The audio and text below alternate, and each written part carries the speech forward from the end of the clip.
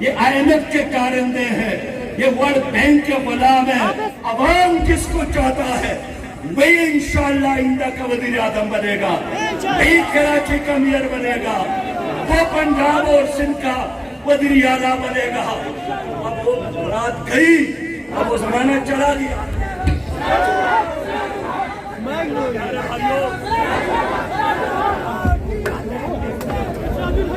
دیکھیں، تیرا سیاسی جماعتوں کا ایک اتحاد ہے، صبح لڑتے ہیں پھر رات کو پھر راضی ہوتے ہیں۔ بھئی کیسے راضی ہو گئے؟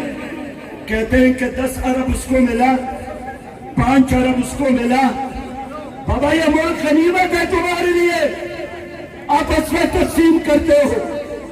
ان لوگوں نے لوٹا ہے۔ میں PDM سے کہنا چاہتا ہوں کہ 13 سیاسی لاشوں کا یہ اکٹھ اب چلنے والا نہیں ہے۔ اب خدا کی زمین پر یہ بوجھ بن گئے ہیں۔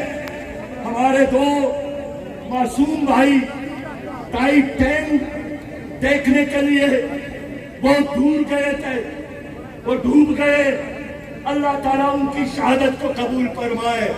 لیکن میں کہنا چاہتا ہوں لوگوں، اسلام آباد کا ٹائٹینک بھی ڈوبنے والا ہے، یہ بھی غرق ہونے والا ہے۔ ان کا تماشا ابھی کرو، یہ چہرے آپ کو پھر عجائب گھر میں بھی نہیں ملیں گے انشاءاللہ۔ یہ کیا سیاست ہے؟ کچکول اٹھا کر کبھی متحدہ امارات، کبھی فرانس، کبھی چائنا، کبھی IMF کے کلرک اور بابوں کے گھٹنوں کو ہاتھ لگانا، اور پھر وزیر اعظم کہتا ہے کہ دل تو نہیں چاہتا تھا، لیکن دل پر پتھر رکھ کر پھر میں نے متحدہ عرب امارات کی صدر سے کہا کہ بابا 1 ارب کا سوال ہے، بس 1 ارب دینے۔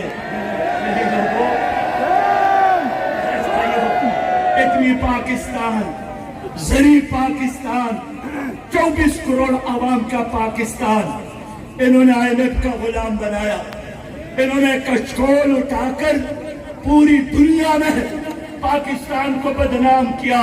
میں قوم کے ساتھ وعدہ کرتا ہوں کہ یہ ایسے لوگ ہیں جو مانگ کر لاتے ہیں اور خود ہڑپ کرتے ہیں، کرپشن کرتے ہیں، فیسلٹیز لے کر قوم کا خون پسینہ چوستے ہیں۔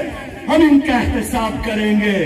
ان لوگوں کا احتساب نیب نے نہیں کیا، سپریم کورٹ نے نہیں کیا، FIA نے نہیں کیا، ہر ادارہ اس کے سامنے بے بس ہے۔ اب ان ظالموں کا احتساب صرف اور صرف جماعت اسلامی کر سکتی ہے۔ لوگوں، یونان میں ہمارے 300 لوگ ڈوب گئے۔ ہونا تو چاہیے تھا کہ وزیر اعظم اٹلی جاتے، اپنے بھائیوں اور بچوں کے لاشوں کو اٹھا کر لاتے، لیکن یہ پتھر دل انسان، یہ سخت دل انسان، یہ وہاں نہیں گئے اور مانگنے کے لیے فرانس گئے۔ لوگوں، میں اس لیے کہنا چاہتا ہوں، کون ذمہ دار ہے ہماری ان بھائیوں کا؟ یہی لوگ ذمہ دار ہیں جنہوں نے اس قوم کو غربت کا تحفہ دیا، جنہوں نے اس قوم کو کرپشن کا تحفہ دیا، جنہوں نے اس قوم کو مہنگائی کا تحفہ دیا، جنہوں نے اس قوم کو بدامنی کا تحفہ دیا۔ 100 سال بھی PDM کی حکومت رہے تب بھی اس قوم کے مسائل حل نہیں ہو سکتے ہیں۔ آپ کی جغرافیہ کو بھی خطرہ، آپ کے نظریے کو بھی خطرہ۔ یہ وہ لوگ ہیں جو اس ملک کو سودان اور شام اور روانڈا بنانا چاہتے ہیں۔ اب جماعت اسلامی اس ملک کو بچا سکتی ہے۔